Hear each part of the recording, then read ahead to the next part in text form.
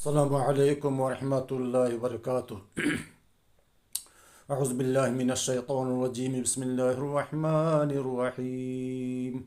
یا ایہا الذین آمنوا کتب علیکم الصیام کما کتب علی الذین من قبلکم لعلکم تتقون۔ رب اشرح لي صدري ويسر لي امري واحلل عقدة من لساني يفقهوا قولي ربي زدني علما ربي زدني علما۔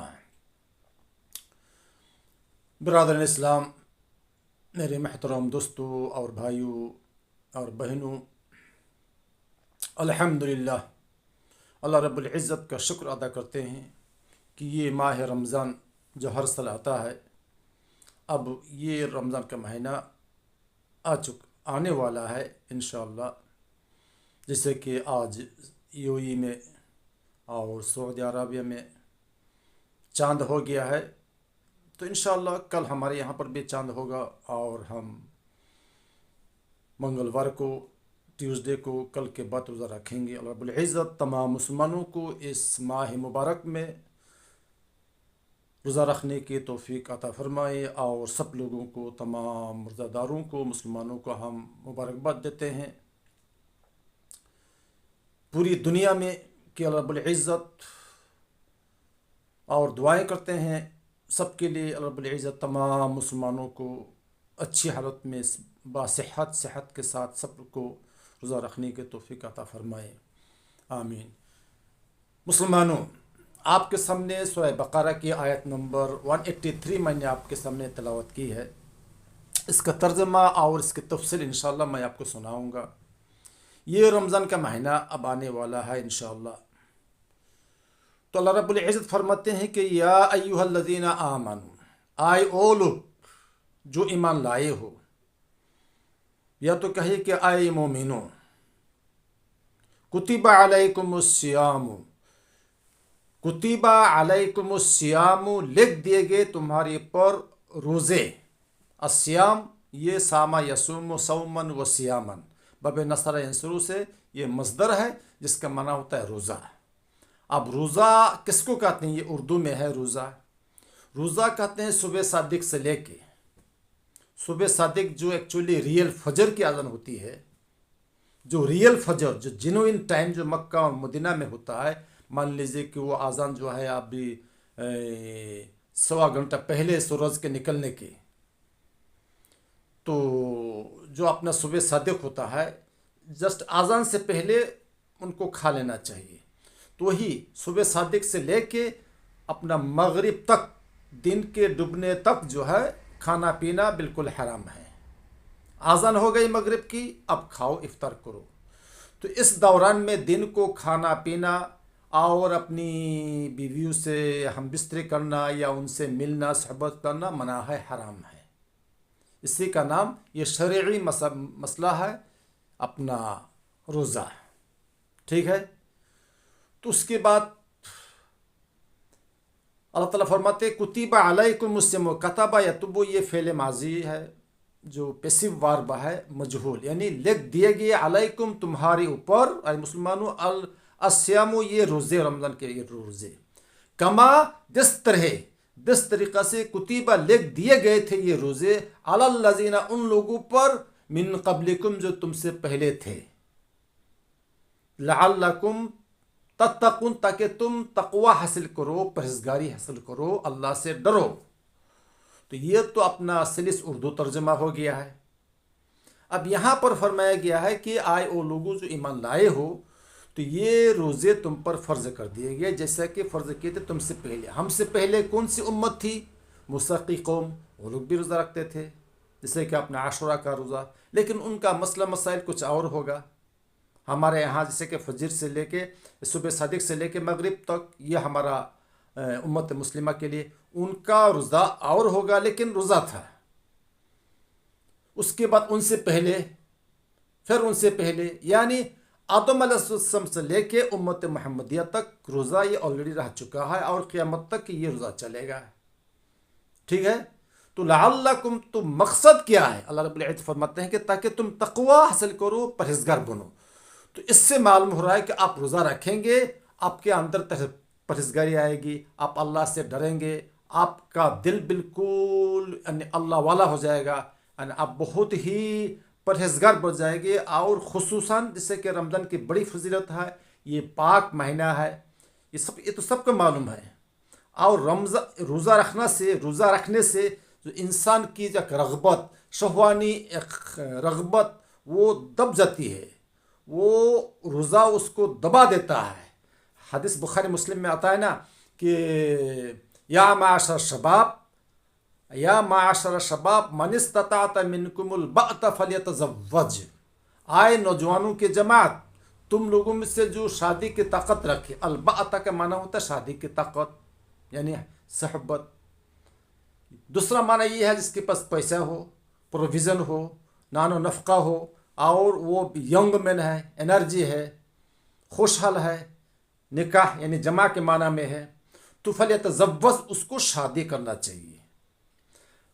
लेकिन अगर वो गरीब है लेकिन नौजवान है, कह रहा है कि वमन लम, आगे आ रहा है कि शादी करने से क्या होता है, देखिए फ़इन्नहु अग़ज़्ज़ु लिलबसर, इसलिए कि शादी करने से वो उसकी शादी जो है उसकी निगाह को पस्त कर लेती है, दूसरी औरत को वो नहीं देखेगा, उसके पास उसकी बीवी आ जाएगी, दोनों महफूज रहेंगे, यानी अपने शरीयत के मुताबिक वो चलेंगे।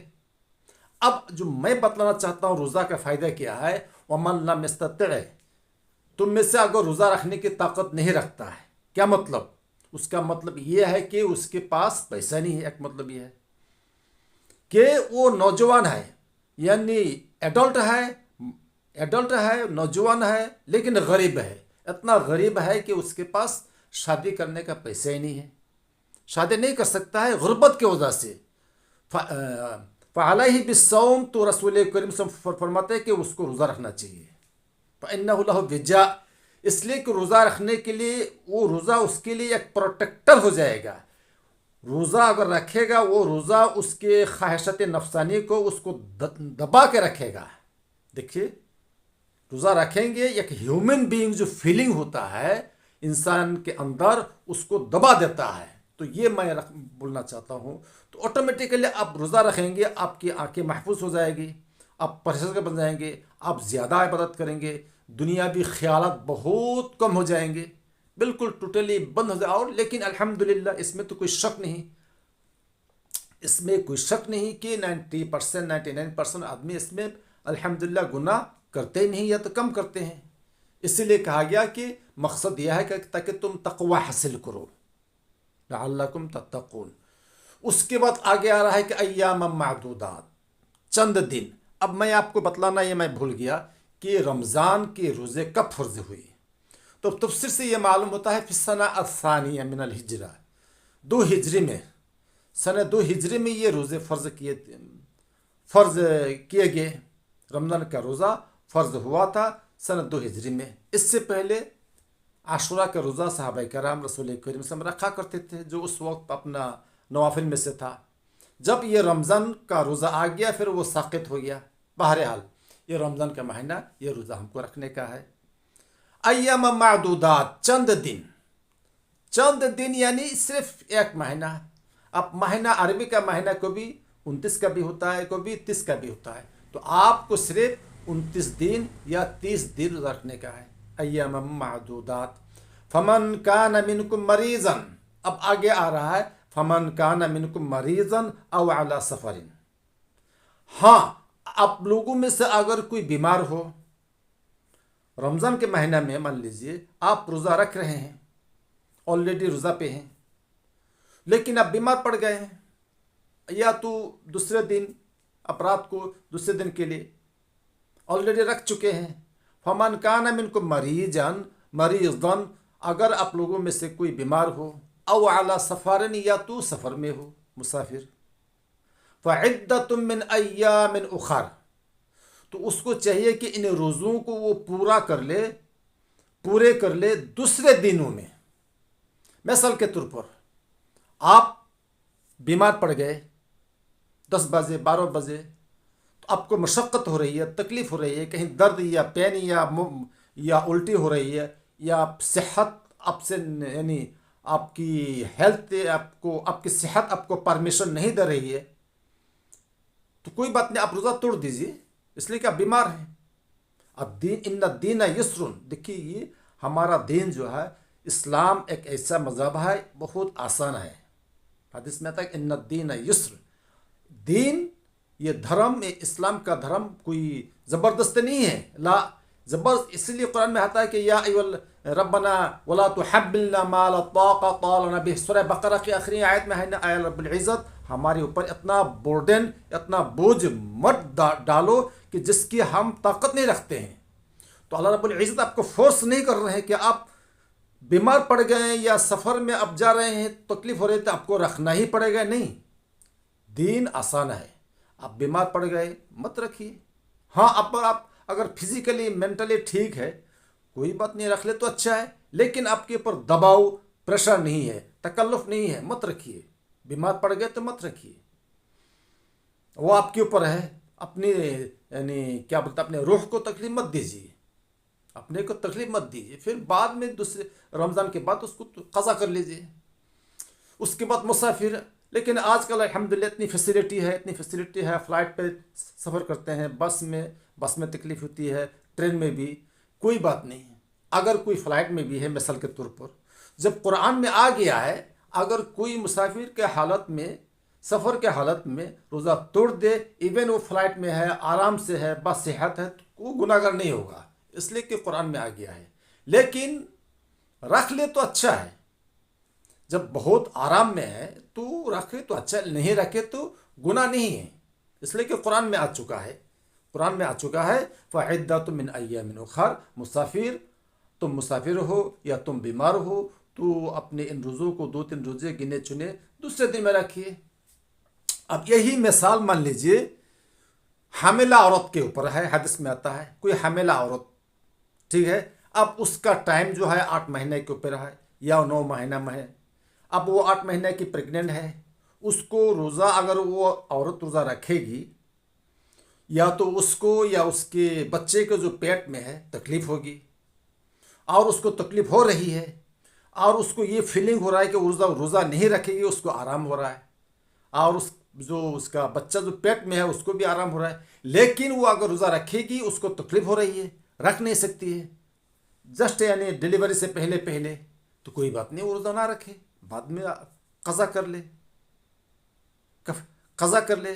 اسی طریقے سے مان لیجیے کہ دودھ پلانے والی عورت، اس کا بچہ 6 مہینہ کا ہے یا 3 مہینہ کا ہے، اگر وہ روزہ رکھے گی اس بچے کو تکلیف ہوگی، یا تو ہو سکتا ہے اس کے بریسٹ میں دودھ نہیں آئے گا، تو اپنی حالت دیکھ کے، اگر ہو سکتا ہے یعنی ماں اور بیٹا دونوں بصحت ہے، روزہ رکھے تو بیٹا کو تکلیف نہیں ہوگی، ماں کو، تو حالت کے اوپر دیکھتے ہوئے، اگر وہ عورت دیکھ رہے کہ اس کو یعنی اپنا جان کے اوپر تکلیف ہوگی تو کوئی بات نہیں، وہ بھی دوسرے دنوں میں روزہ رکھے، تو جان کے اوپر اپنا بوجھ نہیں ڈالنے کا ہے، ٹھیک ہے۔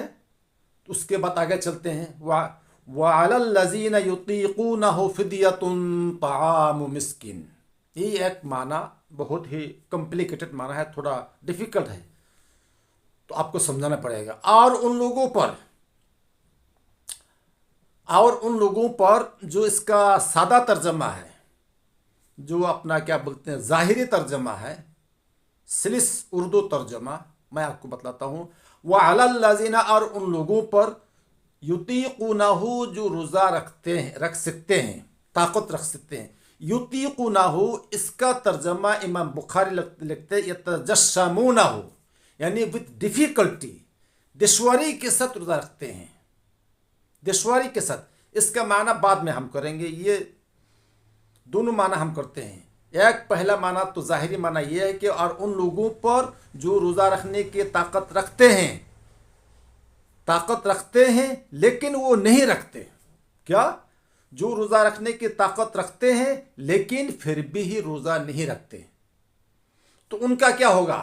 فدیۃ طعام مسکین، وہ دوسروں کو کھانا کھلا دے اس روزے کے بدلے میں، یعنی اپنا سحری کا جو اتنا کمپائر کر کے سحری کا کتنا، پھر افطاری کا اور عشاء کا، تو ایک دن کا کھانا دوسرے مسکین کو کھلا دے۔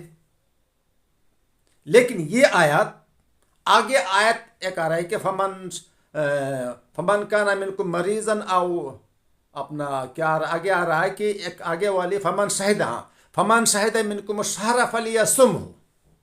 آگے ایک آیت آ رہی ہے کہ فمن شہد منکم الشہر، آپ لوگوں میں سے اگر اس مہینے میں کوئی موجود ہو، اس مہینے میں اگر موجود ہو اور وہ صحت یاب ہو، اس کو روزہ رکھنا ہی پڑے گا. تو آگے والی آیت آ کے اس آیت کو کینسل کر دیا ہے، جس کو کہتے ہیں منسوخ، اس کو ڈیلیٹ کر دیا ہے اس کا حکم. یعنی یہ آیت پڑھی جائے گی لیکن اس کا حکم نہیں مانا جائے گا. بات سمجھ میں آ گئی نا؟ آپ اس آیت کو پڑھیے لیکن اس کا معنی نہیں چلے گا، اس لیے کہ نیکسٹ آیت جو آ رہی ہے، نیکسٹ ورس، اس آیت نے اس آیت کو اپنا حکم کو جو ہے منسوخ کر دیا ہے، کینسل کر دیا ہے، اور اس کا حکم یعنی قرار نہیں، منع نہیں جائے گا، اعتبار نہیں کیا جائے گا، بلکہ آگے والی آیت اس کو ہم لیں گے. یہ ایک معنی ہو گیا.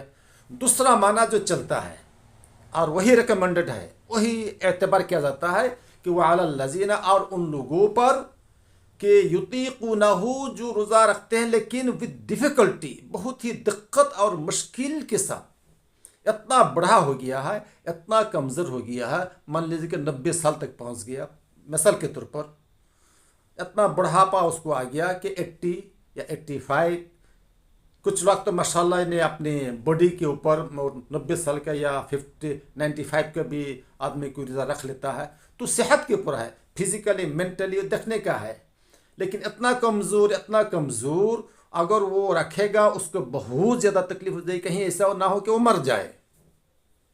اتنا کمزور 85 کا یا 90 آدمی کا، 90 سال کا، اگر وہ روزہ رکھے گا، اس کو اتنی تکلیف ہوگی کہ کہیں اس کا انتقال نہ ہو جائے تکلیف کی وجہ سے، بھوک کی وجہ سے.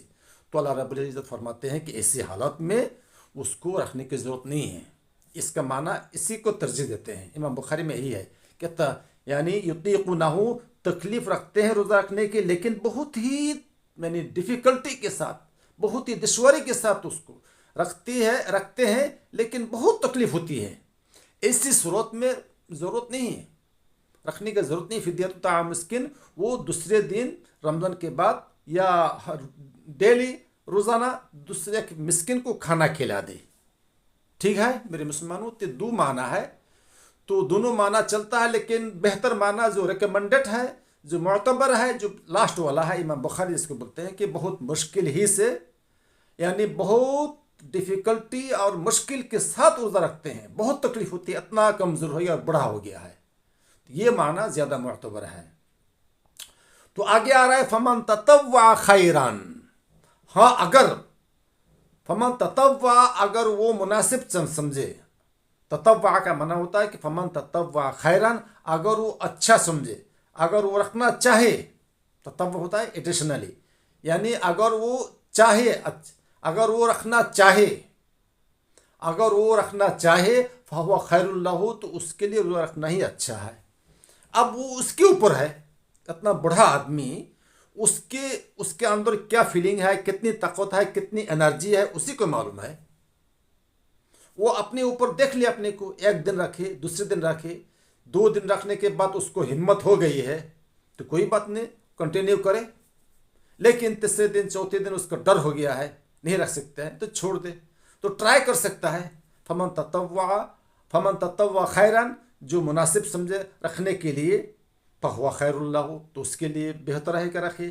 وَأَن تَصُومُوا خَيْرٌ لَكُمْ، اللہ رب العزت فرماتے ہیں کہ بہتر یہی ہے روزہ رکھو اور تمہارے لیے بہتر ہے، ان کنتم تعلمون، اگر تم جانتے ہو.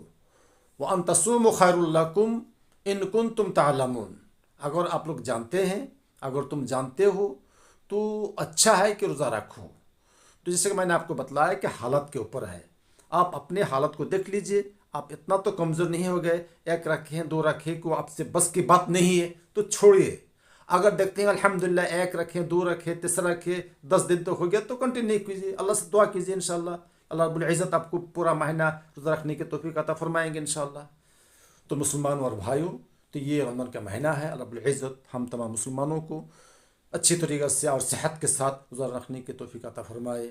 وآخر دعوانا ان الحمد للہ رب العالمین. السلام علیکم ورحمۃ اللہ وبرکاتہ.